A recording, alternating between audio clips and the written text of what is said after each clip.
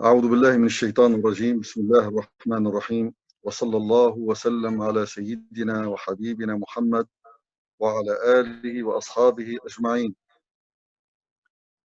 أعوذ بالله من الشيطان الرجيم. يا أيها الناس أنتم الفقراء إلى الله والله هو الغني الحميد. Ô hommes, vous êtes les indigents ayant besoin d'Allah et c'est Allah qui se dispense de tout et il est le digne de louange. Ceci est un appel général de la part d'Allah pour tous les êtres humains. Nous, les êtres humains, nous avons besoin d'Allah. Nous sommes les indigents envers lui, que ce soit de notre alimentation, notre boisson, nos vêtements, notre santé, notre remède et dans chacune de nos affaires. D'ailleurs, Allah a dit dans le hadith Qudsi, ô enfants d'Adam, vous êtes tous égarés, sauf ceux qui je guide. Vous êtes tous nus, sauf ceux que je vêtis. Vous êtes tous affamés, sauf ceux que je nourris. Et vous êtes tous assoiffés, sauf ceux que j'abreuve. Quand Moussa alayhi salam, il a appris que Pharaon le cherche pour le tuer, il quitte l'Égypte, craintif, il a peur, en invoquant Allah et en disant « Seigneur, sauve-moi de ce peuple injuste ». قال ربي نجني من القوم الظالمين. Ça c'est son premier dua. Et quand alayhi salam il se dirigea vers Madian, au Palestine, il dit « Je souhaite que mon Seigneur me guide vers le droit chemin ». C'est un prophète et toujours il demande qu'Allah le guide, qu'Allah l'aide, qu'Allah le protège. Arrivé au point d'eau de Madian, il trouva devant lui des gens abreuvant leurs troupeaux. Non loin de là, des femmes se tenaient à l'écart, retenant les leurs. Il dit, que voulez-vous? Qu'est-ce que vous faites là? Qu'est-ce que vous attendez?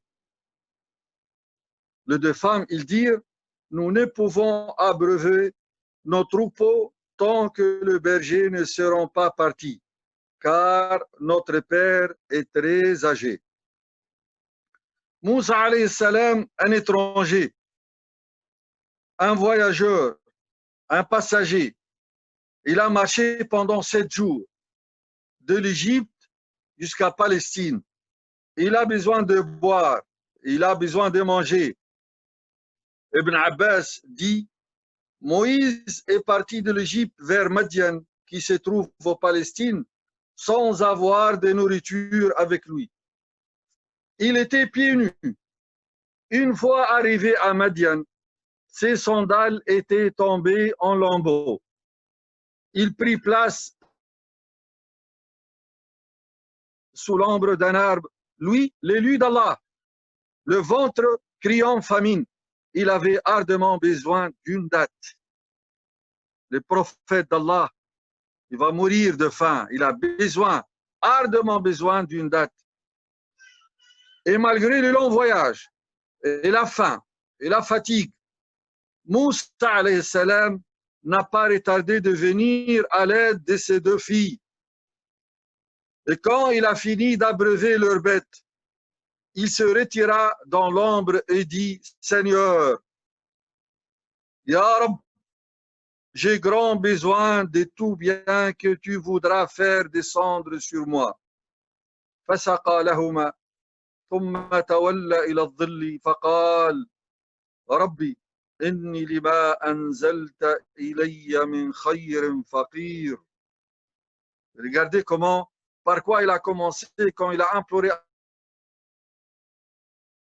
Allah, Ya Rab. Rabbi, ça veut dire celui qui t'a créé, celui qui t'a éduqué, celui qui t'a donné tout ce qu'il te faut dans cette vie. Ya Rab, mon Seigneur, j'ai besoin de ta protection, j'ai besoin de ta miséricorde, j'ai besoin de ta nourriture. Une semaine, il a passé, il mangeait que des feuilles d'arbres. Vous vous rendez compte, le prophète d'Allah, après le retour des deux filles avec leur troupeau, leur père était surpris de leur retour rapide et les interrogea sur les raisons qui les ont amenés à revenir très vite. Elle lui expliquait ce qui s'est passé avec Moussa alayhi salam. L'un d'elles, l'un de ses deux filles, vint à son père et lui dit, mon père, engage-le à ton service. Il est le meilleur que tu puisses engager. Pourquoi? Parce qu'il est fort et il est honnête en même temps. Le père Chouaïb dit alors à Moussa, je voudrais te marier l'une de mes filles que voici, en échange de me servira pendant 8 ans. Parce que le père, il était vieux. Alors il demande à Moussa alayhi salam de rester et vivre avec eux pendant 8 ans. Et c'était, comme disent les savants, c'était la dot de sa fille, la fille de Chouaïb alayhi salam. Alors vous vous rendez compte, Moussa alayhi salam, il a quitté la Mecque, il a quitté l'Égypte. Il a peur que Pharaon le tue. Il a marché pendant 7 jours. Il est arrivé à Madian. Et à la fin, quand il a aidé ses deux filles, il a dit ce doua, comme vous l'avez entendu, Ya Rab, j'ai besoin de ton aide. J'ai besoin de votre miséricorde. Alors, qu'est-ce que s'est passé? D'abord, et premièrement, Allah lui a donné la sécurité. Parce que Chouaïb lui dit, Pharaon, il ne peut plus venir ici. Il est tranquille de ce point. Il lui a donné à manger, la nourriture. Il lui a donné une maison. Et il lui a proposé sa fille comme épouse. Il se mariait. Il lui a proposé aussi un travail. Alhamdulillah, quand la personne il est avec Allah, il implore Allah. Allah, il vient à son secours, il l'aide. Alors on est en train de voir le preuve que Moussa alayhi salam, l'examen que Moussa alayhi salam il a passé. Vous vous rendez compte, le prophète d'Allah, il est sorti de chez lui, de son pays. Qu'est-ce qu'il cherche? Il cherche la tranquillité. Allah, la question qu'on peut poser maintenant, pourquoi Allah nous éprouve avec des épreuves difficiles? Comme par exemple, nous, on est en train de vivre après l'apparition de ce virus corona. Un sentiment de peur s'est installé auprès de nombreux musulmans. Et une question est dans les esprits de beaucoup de nos frères et sœurs. Ils posent la question suivante. Pourquoi Allah éprouve-t-il avec des épreuves aussi difficiles? Frères et mes sœurs, Allah donne des épreuves à tous les humains, et en particulier aux croyants, et en particulier les prophètes. Écoutez ce qu'Allah il a dit dans la sourate 28, versets 1 et 2. Alif Lam Mim. أحسب الناس أن يتركوا أن يقولوا آمنا وهم لا يفتنون ولقد فتنا الذين من قبلهم فلا يعلمن الله الذين صدقوا ولا يعلمن الكاذبين. Alif Lam Mim. Est-ce que les gens pensent qu'on le laissera dire nous croyons sans les éprouver? Certes, nous avons éprouvé ceux qui ont vécu avant eux. Ainsi, Allah connaît ceux qui disent la vérité et ceux qui mentent. Et cette règle s'applique dans tous les domaines de la vie. Celui qui veut réussir doit souffrir, endurer les épreuves pour atteindre le haut niveau, et ainsi de suite. Deuxièmement, Il y a beaucoup de bienfaits dans les épreuves. D'abord, il y a des gens qui oublient le Tout-Puissant. Ils oublient Allah. Alors quand ils passent par des épreuves, ils retournent vers Allah. Les gens retournent vers Allah. Ils se rendent compte qu'ils sont éloignés du chemin d'Allah. Les gens se repentent. En endurant les épreuves de la meilleure façon, cela expie aussi les péchés. Allah pardonne les fautes et excès. Et cela élève en degré aussi. Quatrièmement, les épreuves filtrent les gens en fonction de leur foi. Allah Azza wa Jalla nous dit وَلِيُمَحِّصَ اللَّهُ الَّذِينَ آمَنُوا, et afin qu'Allah purifie ceux qui ont cru.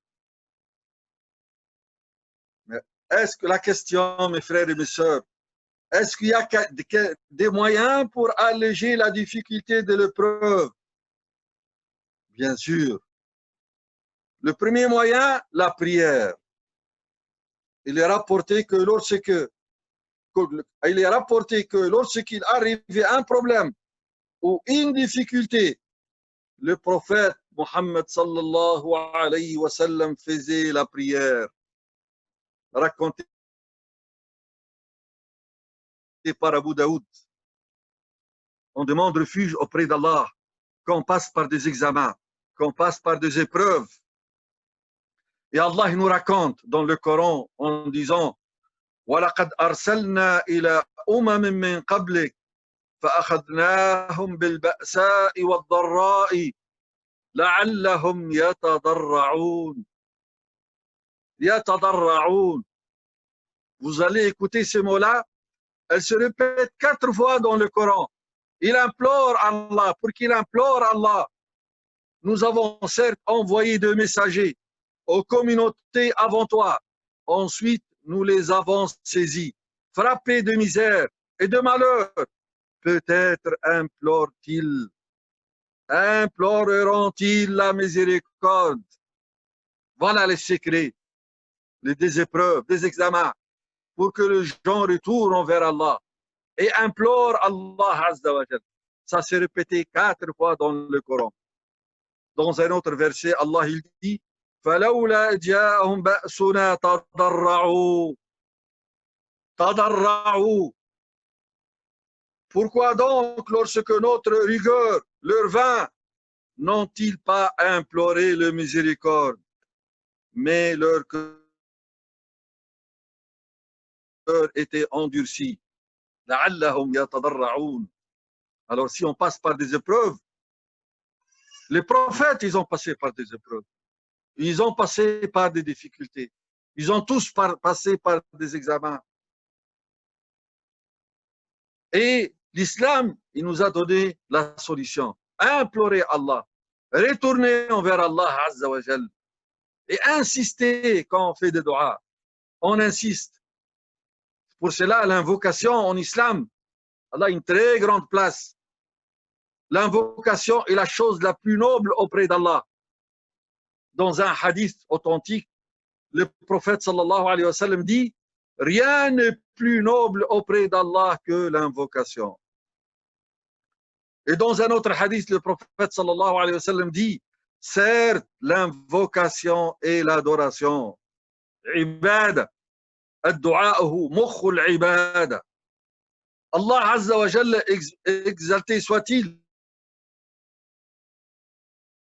dit dans la sourate 40, verset 60, et votre Seigneur dit, appelez-moi, je vous répondrai. Il nous dit aussi, mon Seigneur ne vous considère qu'en raison de votre invocation. Qui nous? C'est qui nous? C'est la créature d'Allah. Mais quand vous adorez Allah et vous l'implorez, Allah, il vous écoute. Parce que Allah, il est le miséricordieux. Alors, mes frères et mes sœurs, il y a des causes spirituelles pour se prévenir et se protéger de toute maladie et de toute chose nuisible, de toute chose mauvaise qui peut nous atteindre.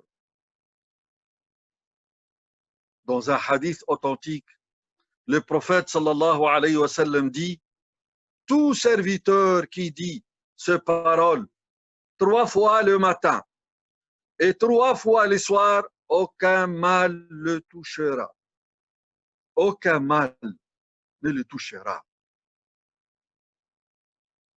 Le Bismillah, الذي لا يضر مع اسمه شيء في الأرض ولا في السماء وهو السميع العليم. Au nom d'Allah, on cherche refuge contre tout mal qui pourrait me toucher. Au nom d'Allah, on cherche refuge contre tout mal qui pourrait me toucher. Le musulman, il doit toujours demander refuge auprès d'Allah. Au nom d'Allah, Allah le protège. Allah le protégera. Allah fait miséricorde sur lui. Allah l'aidera. Pour cela, Allah, le prophète sallallahu alayhi wa sallam, nous a appris ce dua. Il nous a recommandé de le répéter 3 fois le matin et 3 fois le soir. Il y a un savant, il dit pendant 40 ans, je disais ce dua. Il n'y a rien qui m'a fait mal. Il n'y a rien qui m'a touché. Un jour, j'étais piqué par un serpent. Et à ce moment-là, je me suis rendu compte que j'ai oublié de dire ce dua. Bismillah, alladhi la yadurru ma'a ismihi shay'un fil ardi wa la fis sama'i wa huwa as-sami'ul 'alim. Faut apprendre ce dua. Ça prend quelques secondes. Vous les dites chez vous à la maison, quand vous sortez de la maison, quand vous quittez votre maison, quand vous êtes en voyage.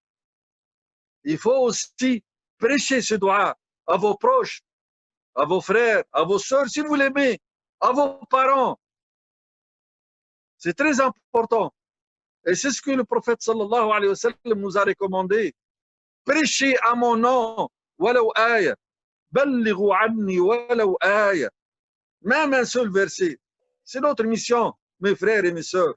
Les compagnons du prophète, ils ont quitté la Mecque. Pourquoi? Pour transmettre le message, pour enseigner les gens la religion. C'est à nous aussi de le faire. Il y a aussi ce que le prophète sallallahu alayhi wa sallam nous a recommandé. Il nous a recommandé de réciter les 2 dernières sourates du Coran. Surat al-Falaq wa surat al-Nas. Qul a'udhu bi rabbil falaq wa qul a'udhu bi rabbin nas. Le prophète alayhi salatu wa sallam nous dit, certes, les gens ne demandent pas la protection d'Allah le Très-Haut, d'ici équivalent à ces 2 sourates.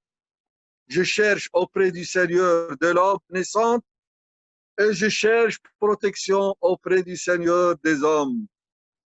Tu dois le réciter si tu veux qu'Allah il te protège du tout.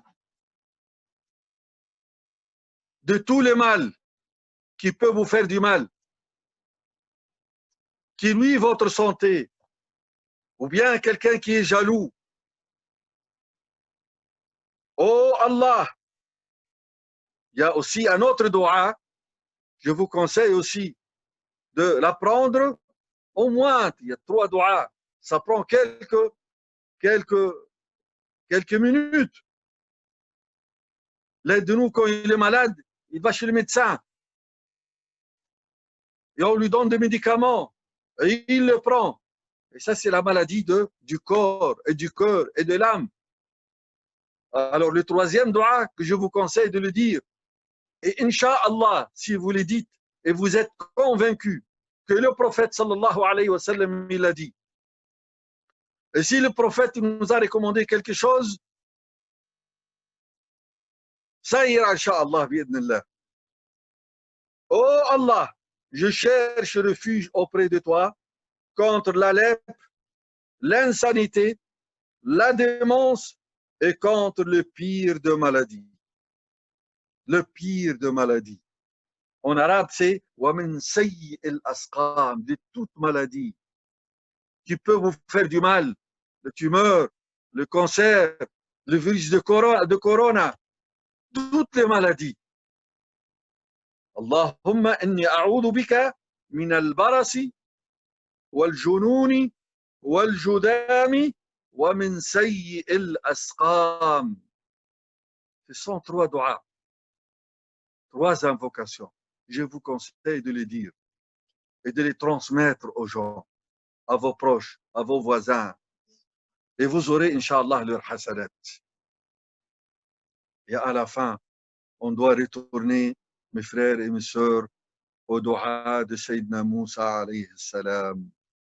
Rabbi inni lima anzalta ilayya min khayrin faqir. Faqir. Nous autres, les musulmans, quand on fait la prière, on fait 17 rak'at. 17 rak'at par jour. Qu'est-ce qu'on dit? Iyaka na'budu. C'est toi que nous adorons. Wa iyaka nasta'in.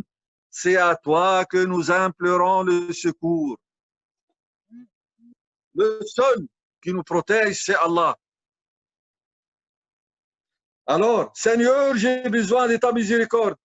J'ai besoin de ton aide.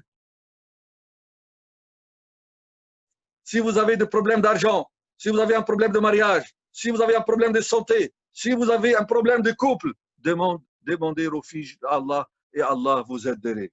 اللهم أصلح لنا ديننا الذي وعصمة أمرنا أصلح لنا دنيانا التي فيها معاشنا أصلح لنا آخرة التي إليها معادنا اجعل الحياة زيادة لنا في كل خير اجعل الموت راحة لنا من كل شر آمين آمين آمين سبحان ربك رب العزة عما يصفون وسلام على المرسلين والحمد لله رب العالمين.